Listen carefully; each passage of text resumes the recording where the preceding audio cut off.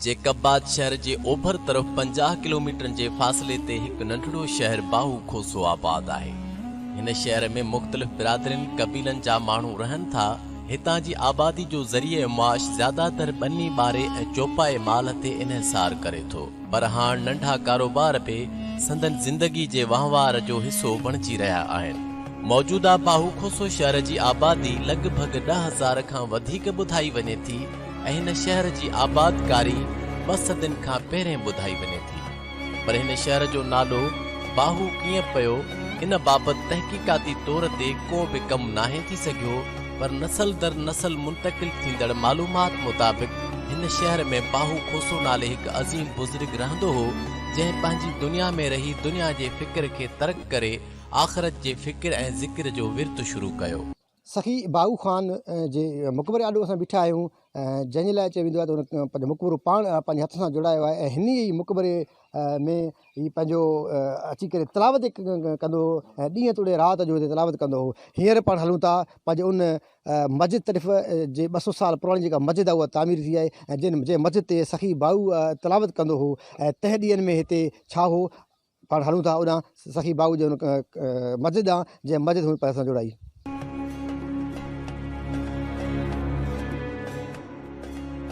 त नाज़रीन पाण उन मस्जिद शरीफ़ में जा अहाते में आहियूं। ही उहा मस्जिद शरीफ़ आहे जंहिंजे लाइ चवंदा आहिनि त सखी बाहू 200 साल पहिरियां पंहिंजे उन पाण जुड़ायो, उन तामीर में पाण हिसो वरितो, पाण उन तामीर करायो आहे। बिल्कुलु बाहू सखी हिकु वॾो हस्ती हो, बुज़ुर्ग हो, सखी हो।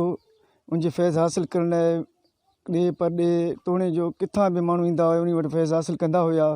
हफ़्ते चवंदा आहिनि त हफ़्ते जे अंदरि 2 ॾांद उहो ख़ैरात कंदो हुयो ऐं हिते ॾींहुं राति उहो तिलावत कंदो हुयो। सखावत उनजो मशहूरु हुयो। हिन टाइम ताईं बि उनजे क़बर ते अचनि था माण्हू, दुआ घुरण अचनि था।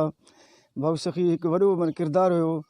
हे अलॻि किथां में सफ़र कंदे हिते अची माना जाइ कई ऐं अल्लाह जी रज़ा हासिल करण लाइ इबादत जा मुख़्तलिफ़ अंदाज़ अॼु बि तारीख़ जो हिस्सो आहिनि।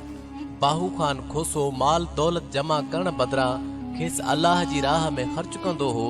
संदसि सखा अहिड़ी त मशहूरु हुई जो हर माण्हू सखी बाहू खान खोसो जे नाले सां कोठींदो हो।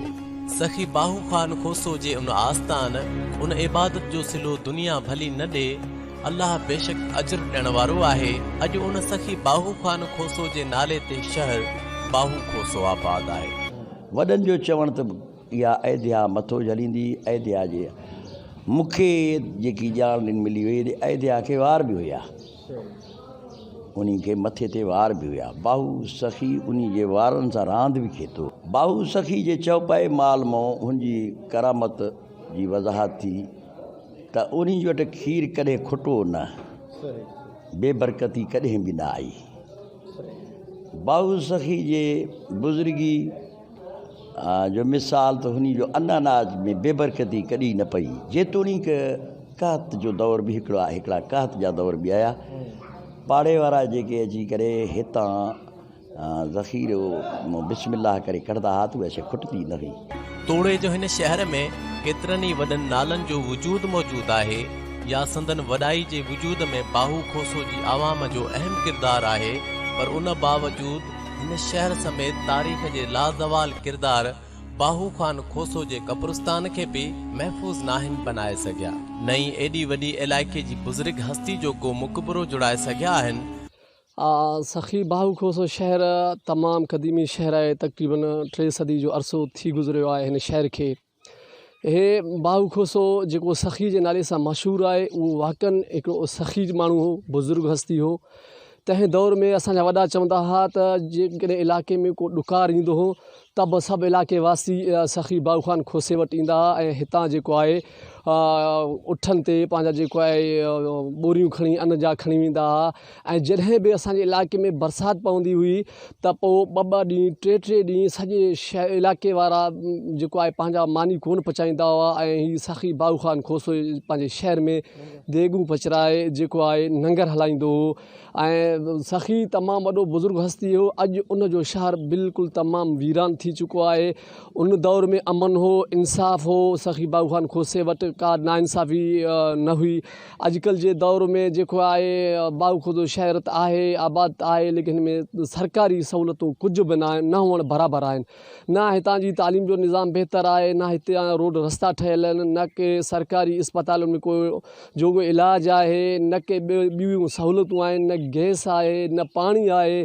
ख़बर न आहे सखी बाहू खोसे शहर खे अलाए कहिड़ी नज़र लॻी आहे जो हिन महिल हिन जदीद दौर में तव्हां ॾिसो जिते दुनिया केॾी न तरक़ी कई आहे।